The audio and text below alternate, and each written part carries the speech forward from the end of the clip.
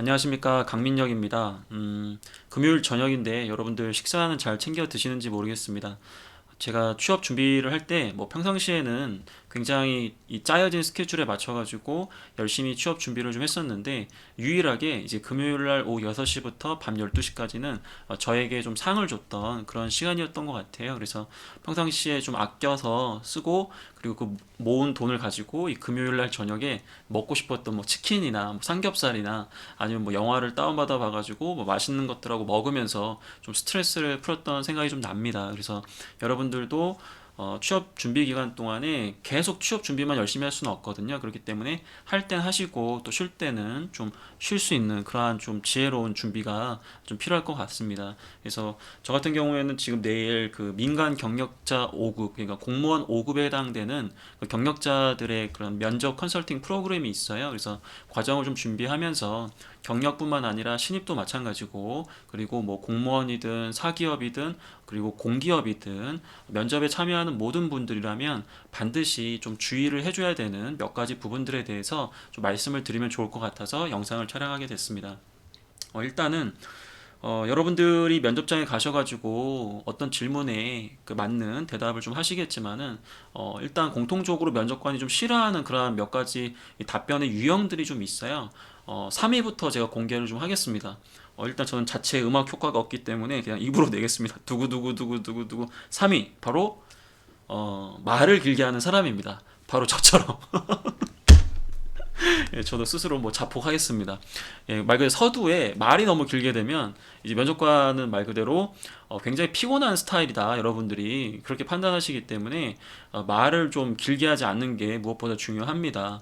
특히 면접관 중에서도 임원인 경우에는 굉장히 인내심이 부족하세요. 그렇기 때문에 여러분들이 말을 길게 하시는 걸 굉장히 싫어합니다.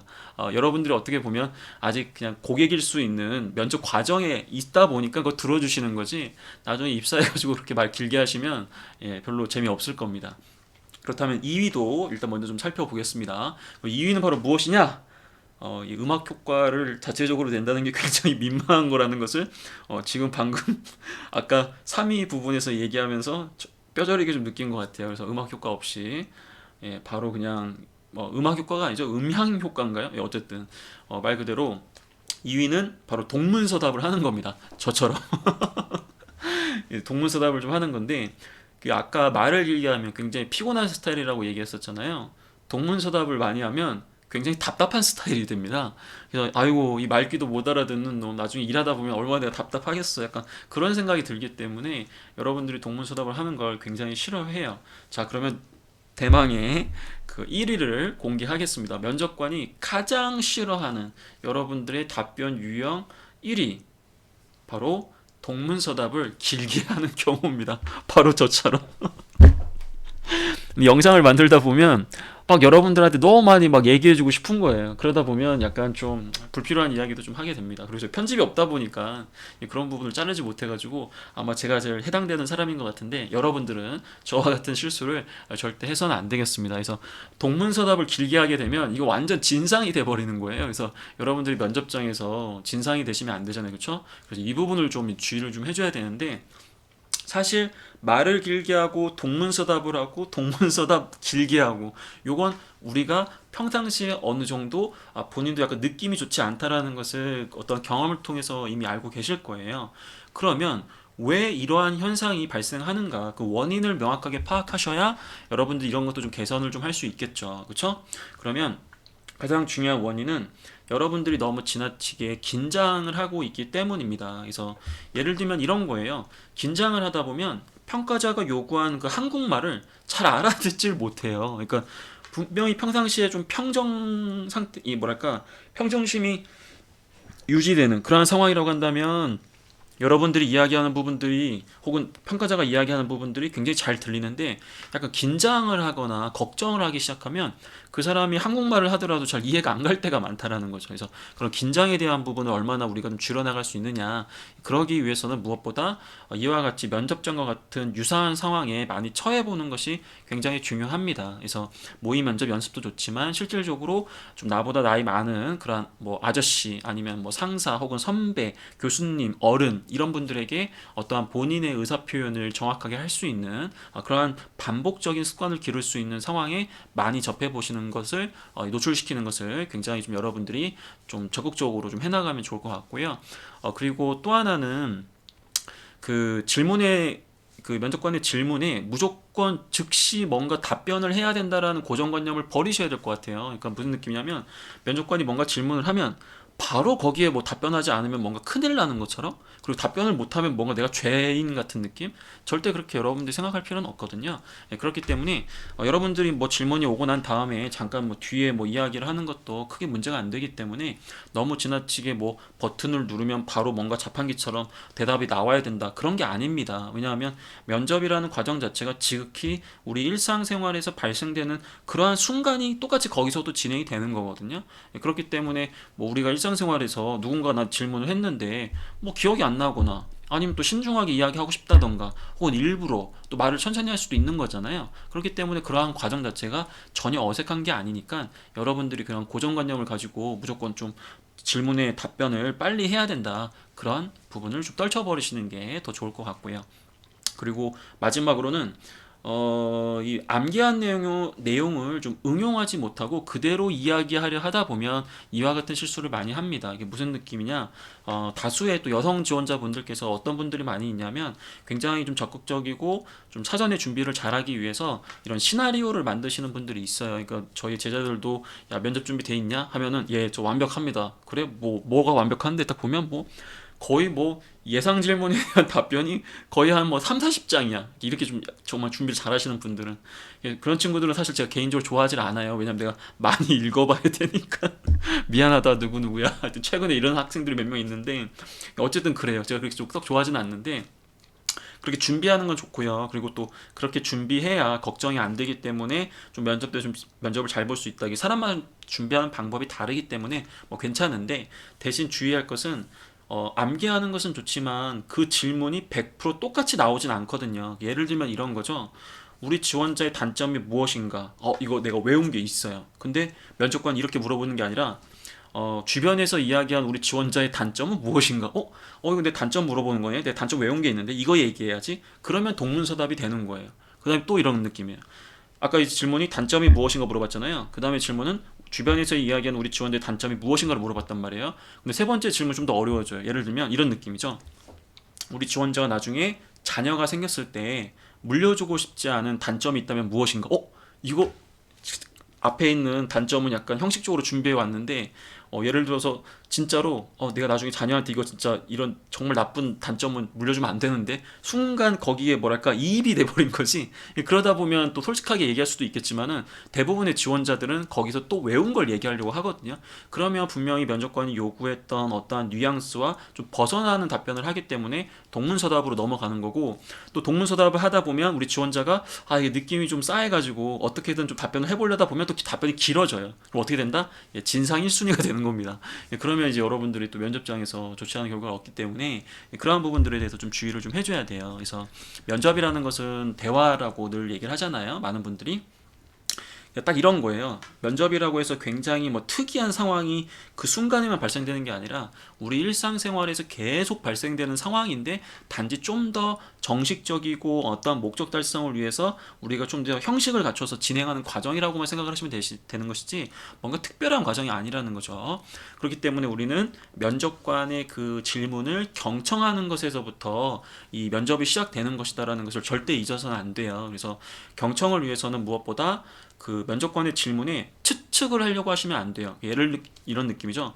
우리 지원자가 우리 회사 듣자마자 야 이거 지원 동기 얘기하면 되겠다, 외운 거다, 좋아. 근데 질문의 뉘앙스는 지원 동기 얘기하라는 게 아니라 예를 들면 이런 거죠. 우리 지원자가 우리 회사에서 반드시 해야 되는 것이 무엇이고 왜 그것을 하고 싶은지. 이거는 사실은 어떻게 보면 지원 동기의 곁다리로 붙어 있는 부분은 맞지만 내가 외웠던 그런 지원 동기와 약간 좀 차이가 있는 그런 세부적인 질문이거든요. 그러다 보면 여러분들이 혼란이 생기는 거예요. 이거 얼추 내가 봤을 땐 지원 동기에 포함되는 내용이기 때문에 내가 그 지원 동기 그냥 외운 걸 얘기하면 되겠다, 이렇게 판단하는 순간 여러분들은 정확하게 이제 면접관의 질문도 이해를 못하고 이해를 못했기 때문에 또 외운 대답을 함으로써도 동문서답으로 가는 그런 악순환이 계속 빠지는 거죠. 그리고 이 경청을 하는 과정에서 면접관의 질문을 절대 추측하지 말고, 그러니까 이게 지원 동기인지 아니면 나의 역량을 물어보는 것인지 포부를 물어보는 것인지 우리 회사의 장점을 이야기해 보라는 것인지 우리 뭐 회사를 선택한 기준을 이야기하려는 것인지 추측하지 말고 끝까지 그걸 정확하게 들으려고 하시는 게 좋고요.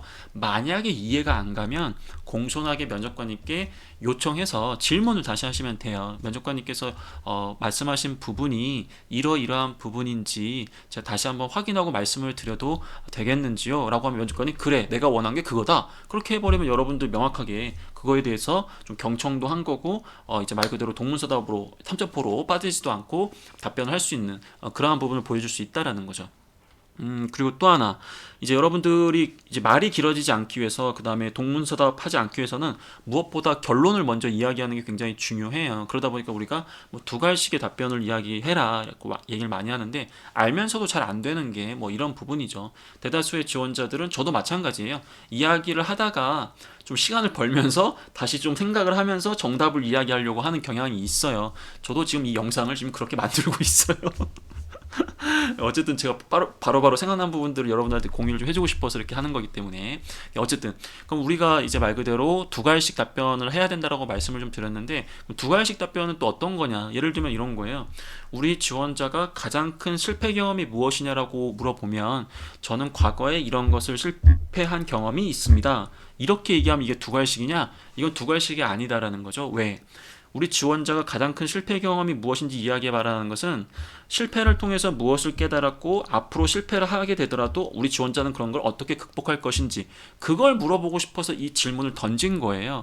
그러면 이 면접관의 질문에 답을 내버리는 게 바로 두 갈식인 것이지, 표면적으로 보여지는 어떤 질문에 답변만 하는 것이 두 갈식은 아니다라는 거죠.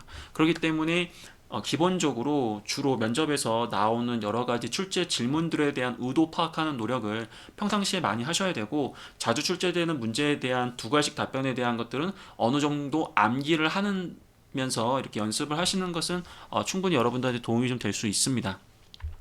그리고 두 갈씩뿐만 아니라 마지막에도, 마지막 문장에도 특히 다시 한번 여러분들이 서두에서 이야기했던 주장을 펼치시는 게 좋아요. 뭐 예를 들면 나 이제 방송 그만하고 싶어. 왜냐하면 나 지금 굉장히 피곤해. 지난번에 피곤해가지고 방송 계속하다가 저 이에 통증이 있어 밤에 잠 못 자고 다음날 강의도 잘 안 됐어.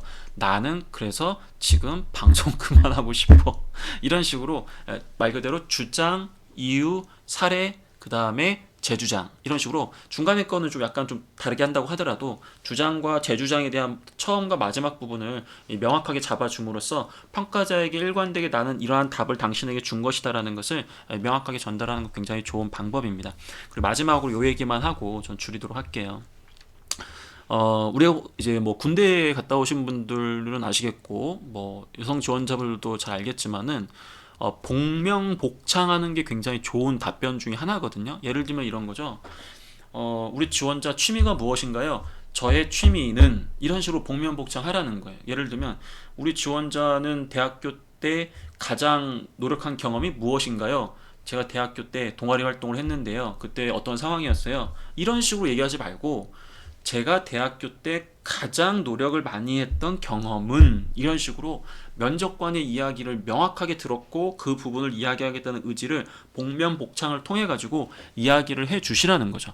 이와 같은 방법은 굉장히 뭐 우리가 흔히 이야기하는 상명하복의 그런 사회에서만 통용되는 것은 아니고, 명확한 의사소통을 위한 필요한 과정일 수도 있기 때문에, 뭐 지금도 일본에서도 뭐 많은 기업들에서는 이러한 방법들을 차용해 가지고 실제 업무에 적용해 가지고 하는 경우도 굉장히 많거든요. 그렇기 때문에 여러분들이 면접 때 질문이 오면 무조건 복면복창을 하세요. 어떤 질문이 오더라도, 뭐 예를 들면 자기소개를 해보세요. 자기소개를 해보겠습니다. 저는 뭐 이런 식으로 항상 이렇게 가는 거죠.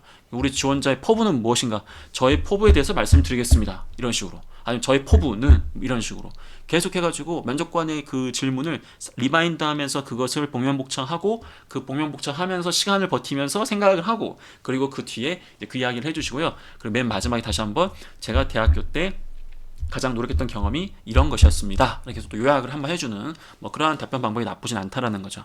그럼 이렇게 얘기하면 너무 답변이 길어지는 거 아니냐? 그럼 아까 얘기했던 진상 3위에 해당되는 거 아니냐? 이렇게 하시는데 답변이 길다 짧다라는 것은 단순하게 말을 길게 하고 짧게 하고 이런 뜻이 아니라 꼭 필요한 것만 이야기하는지 혹은 불필요한 부분들을 많이 이야기하고 있지는 않은지 그런 부분으로 판단하는 것이지 단순하게 답변의 길이로 보는 건 아니에요. 다만 우리가 보통 다대다 면접에서는 1분 정도 그쵸? 뭐 이렇게 뭐 이상 얘기하게 되면 면접관들이 아마 여러분의 답변을 제지할 수도 있고 그 다음에 좀 너무 길게 얘기하면 좋지 않게 생각할 수도 있는데 물론 다대 1 면접에서는 말을 길게 하는 게 크게 문제되지는 않아요. 왜냐면 나 혼자 면접을 보는 거기 때문에. 하지만 다대다 면접에서 말을 길게 하다 보면 여러 챌린지를 받을 수 있는 상황이 있을 수 있어서 그때 여러분이 좀 더 주의를 좀 해줘야 되겠죠. 자, 어떻습니까, 여러분들? 저가 지금 여러분들한테 이야기하고자 했던 것은 면접장에 들어가시게 되면 면접관의 이야기를 경청하는 것이 바로 면접 합격을 할 수 있는 가장 좋은 방법이라는 것을 여러분들이 좀 알아주셨으면 하는 그런 마음으로 촬영을 하게 되었고요. 그리고 우리가 진상이 되지 않기 위해서 말을 길게 하지 않고 그 다음에 동문 서답 즉 말 그대로 삼천포로 빠지지 않고 그 다음에 동문서답을 길게 하는 진상 1순위가 되어서는 안 되기 때문에 평상시에 여러분들이 이와 같은 상황에 처해서 좀 긴장된 상태에서도 편안하게 상대방의 이야기를 좀 들으려고 노력하시고 추측하지 마시고 그 다음에 모를 때는 공손하게 질문도 하시고 그리고 면접관이 질문을 했을 때는 복면복창을 통해서 본인이 무엇을 이야기하는지에 대한 명확한 부분을 두 갈씩에서 얘기하고 맨 마지막 부분에 다시 한번 요약함으로써 우리 지원자가 일관되게 본인이 강조하고자 하는 바를 좀 효과적으로 면접관한테 전달할 수 있도록 노력을 많이 해주시면 좋을 것 같습니다. 자, 지금까지 면접에서 여러분들이 가장 많이 실수하는 부분 그리고 면접관이 싫어하는 그런 유형들에 대해서 살펴봤고요. 앞으로 이런 부분들을 개선함으로써 여러분들은 면접장에서 진상이 아니라 면접관들이 가장 좋아하는 그런 지원자 그리고 합격자가 되시길 진심으로 기원 드리겠습니다. 감사합니다.